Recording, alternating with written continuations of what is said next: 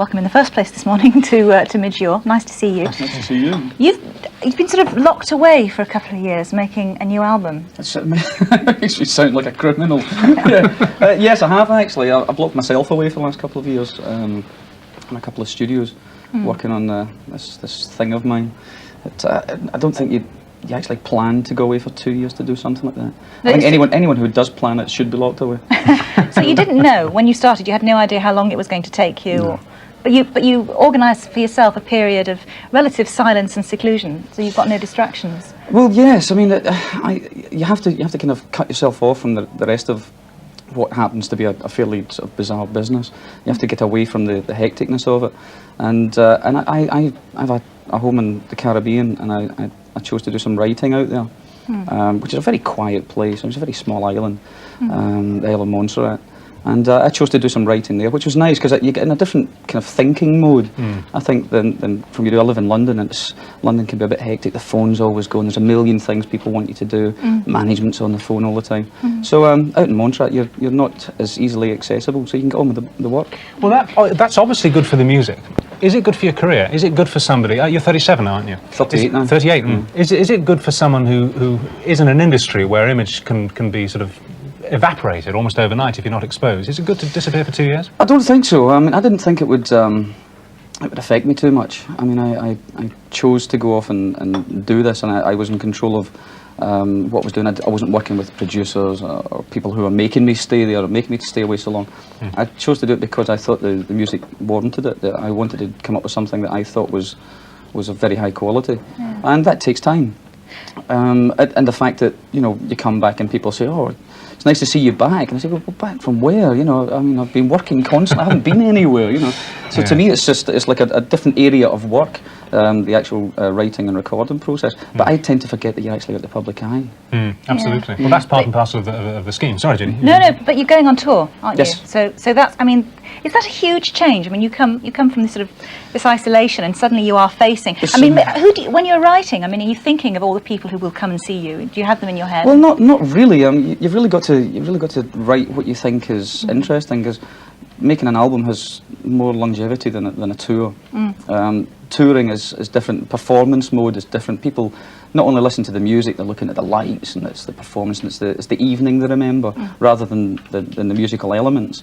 The album, hopefully, people having the collections for quite a while, so they'll be able to look back at that. So the music has to have more longevity to it. It's funny, it's different getting into the touring mode, because you have to again put your mind into a different gear and start thinking about lights and stage sets and you know, the running order and what songs do I actually want to do. I mean, I've got a wealth of material to choose from, and I have to choose something that satisfies me as well as an audience. So what's the point of a tour these days then, for someone like you? Is it basically to flog copies of the album, or is it to make money on the tour itself? No, or is it no, just no. to keep you in circulation? You really don't make money on tours. I think Ultravox, possibly, who did an awful lot of touring, possibly made money on one British tour. It costs so much. The costs are ridiculous now. This is the first tour I've done over here in about 5 years, and I was shocked at the amount of money involved in putting the thing together. So why do it? Is it to well, sell the album? it's mainly to let people know that the album's out there and that I'm still alive. Yeah, you've got to show the people who sort of go out and buy it that you're there and you're accessible, you're available. Well, the thing is, I'm a live performer. That's how I started. You know, I was never allowed near a studio when I was younger, you know, so my background is going out and playing and performing, and I actually missed that for the last few years. I did 6 months of touring in the back of the last album, but only in America, so I haven't been seen in Europe for quite a long time. So I'm looking forward to it. It's a form of enjoyment. You know, it's not particularly creative to do it. The creative side of it is in the studio, but the enjoyment side of it is going out and just showing off for an hour and a half. That's it, the ego, if you like. Well, we'll be hearing one of the tracks from it, which is also your new single, a bit later on in the show. But isn't there also a track on the album about sort of personal responsibility, about, for example, the kind of way people felt about Ethiopia, which of course you got very involved in together with Bob Geldof?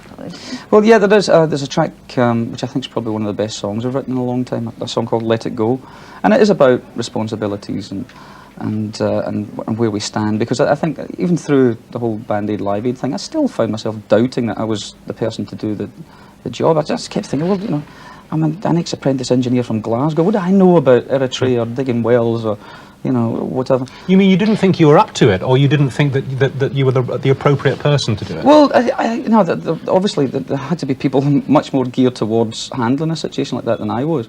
It just, because of circumstance, we found ourselves responsible for all that money, you know, and we had to do something about it. But the song kind of deals with those elements, you know.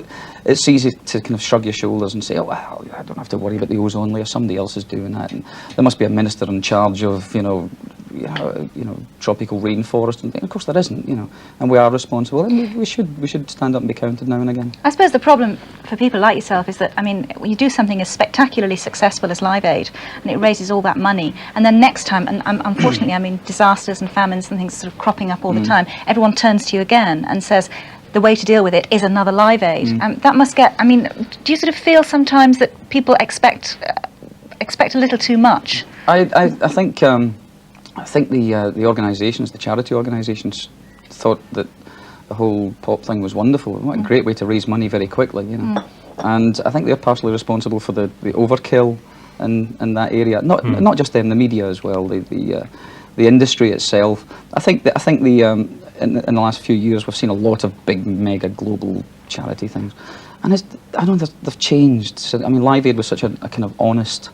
It was real. Very simple, wasn't it? It was simple, and because people felt passionate about it, people really wanted it. Not just the artists who were doing it, but the public who wanted to see it. There was a real feel for it.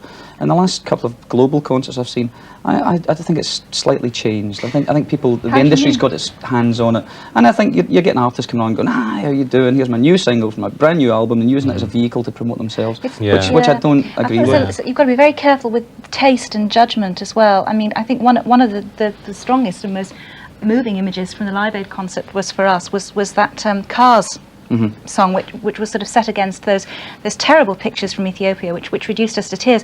I think that's happening less now. I think that the more people have recognised that vehicle of music and images can create very powerful reactions. I've seen a few things which I think that the taste and the judgment is very blurred. Yeah, and I don't think it's just the rock areas that's doing it. I think a lot of the big telethon things are actually doing that as well. Now they're really going for the heartstrings, and you know, pull the heartstrings and open the purse strings, really. Yeah. Do you feel? I mean, I remember Bob Geldof was interviewed shortly after Live Aid and Band Aid and the whole bit, and he said that it had been a big career break for him, and he felt quite nervous about going back into the arena. Did you feel the same? Did it suck everything out of you for a couple? Well, it was slightly different for me because I was still kind of up and running with Ultravox at the time when we went into the whole Band Aid Live Aid thing.